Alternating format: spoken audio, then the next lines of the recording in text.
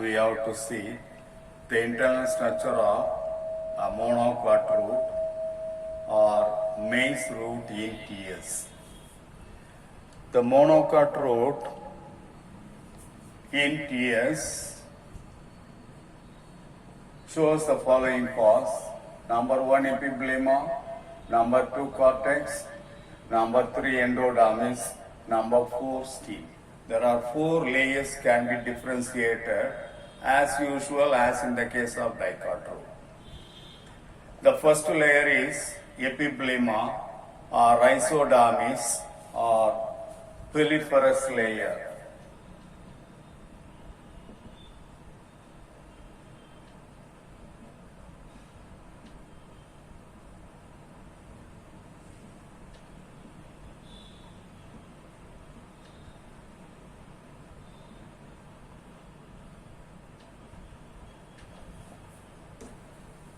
Like that of the dicot root, here also the epiblema is a single layered one, uniseriate one, and it is made up of parenchyma. The cells are compactly arranged without any intercellular space. Here also cuticle and stomata are absent. Some of the cells produce root hair that will absorb water and minerals from the soil. So, the dicot root and monocot root epiblema layers are the same. And you can write the same thing for dicot root and monocot root. No difference. It is outermost protective layer, single layered one, uniseriate one, made up of parenchyma cells. The cells are compactly arranged without any intercellular space. The next layer is cortex.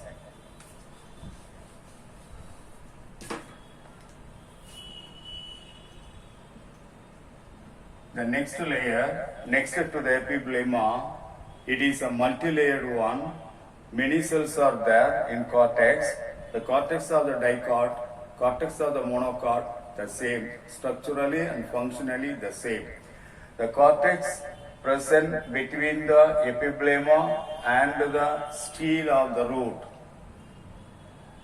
And that layer is collectively called cortex. Cortex consists of thin-walled cells, and the cells are parenchymatous.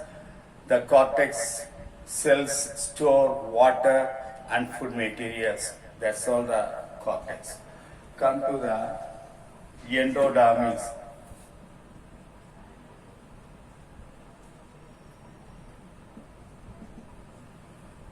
The endodermis of the dicot root and monocot root, the same.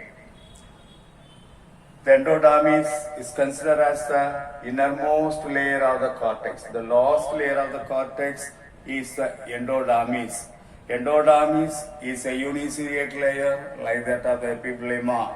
It is a single layered one, consists of barrel-shaped cells.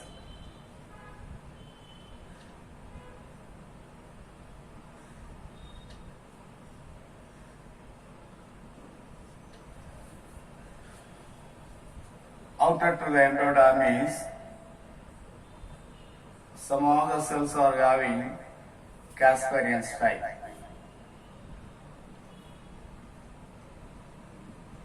Casparian thickening.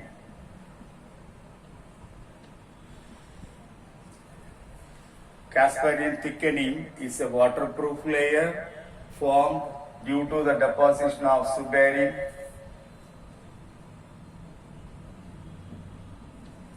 on the outer wall of the endodermis. Radial wall and tangential wall of the endodermis deposited with Casparian suberin and form Casparian stripe. This will prevent the inflow of water from cortex to the phloem, that is the endodermis. Some of the cells of the endodermis, some of the endodermal cells are not having Casparian stripe. They are thin-walled endodermal cells.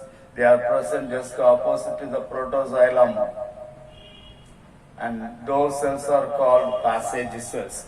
Passage cells will permit water from cortex to xylem. This will guide the water, transport of water from cortex to the xylem. They are passage cells. Passage cells are thin-walled endodermal cells without Casparian stripe. They are present just opposite to the protoxylem and they transport water from cortex to the xylem. So that is the importance of passage cells. Come to the stele, the innermost part. That is the stele. The innermost internal cylinder, central cylinder, and all the tissues inner to the endodermis till the center, collectively called the stele.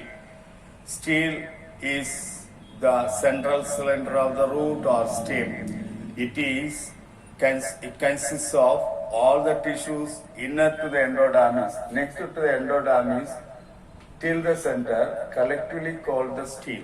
Stele consists of number 1 pericycle,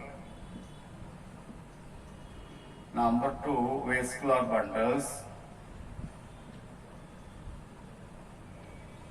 and number 3 pith. Pericycle already we have consulted when we take up the dicot root. Pericycle is a layer present next to the endodermis. Next to the endodermis, there is a thin-walled uniciliate layer made up of parenchyma cells, that is the pericycle. Pericycle, here lateral roots are originated from the pericycle, and also it gives protection to the internal parts of the root. That is the functions of the pericycle. Come to the vascular bundles. Here also vascular bundles are radially arranged. Many patches of xylem and phloem are seen. When more than 4 patches of xylem and phloem are seen, that is called polyarch.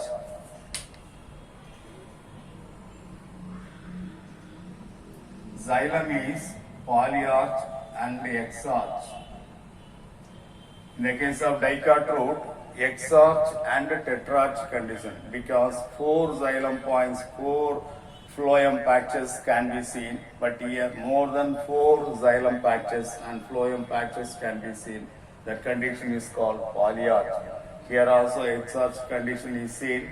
Exarch condition means when the protoxylem is pointing towards the outer side and the metaxylem is pointing towards the center of the root, that condition is called exarch condition.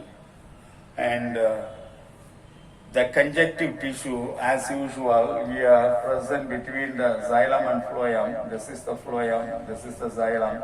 In between xylem and phloem, there is thin-walled cells, sclerenchymatous cells called conjunctive tissue.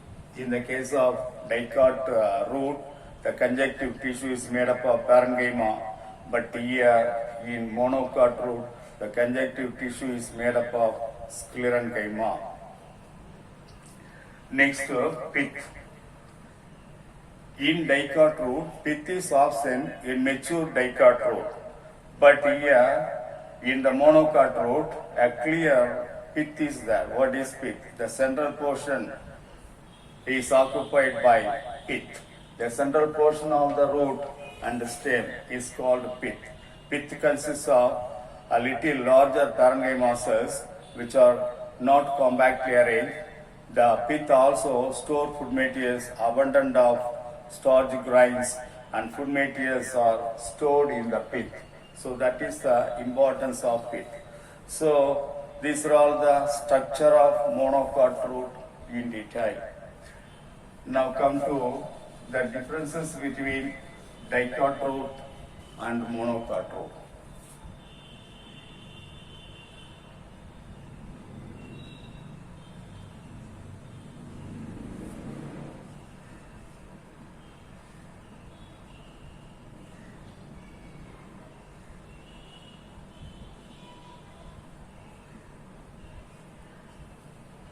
Anatomically, what is the differences.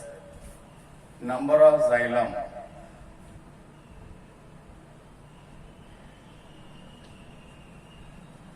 As far as the number of xylem is concerned, in dicot root it is tetrarch.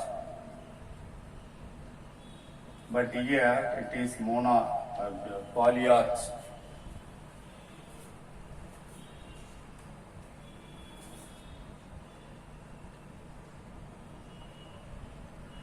So that is the first difference. Second difference, cambium.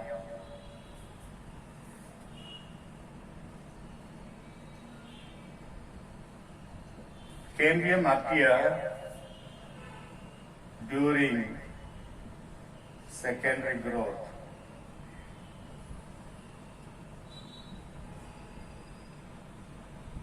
Here, cambium will not appear. Cambium not appear. In the initial stage, in the dicot root, cambium will be absent, but in the old dicot root, in the mature dicot root, cambium appear during the secondary growth. But here in the monocot root, cambium is completely absent. Third one, secondary growth. Secondary growth in dicot root takes place. Secondary growth takes place. Here secondary growth absent. What is secondary growth? As far as plants are concerned, there are two growth can be seen. One is primary growth, another one is secondary growth. Primary growth, initially growth takes place till the end, that is the primary growth, that is the vertical growth of the plant is considered as the primary growth. After a certain period, after maturity, second growth starts, that is the secondary growth, and in animals the secondary growth is absent. Conjunctive tissue.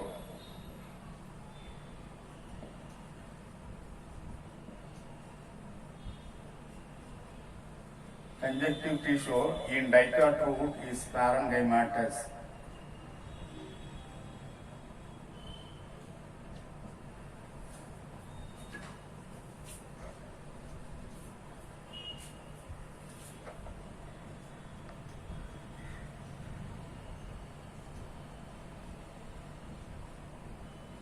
But here in monocot root, sclerenchymatous.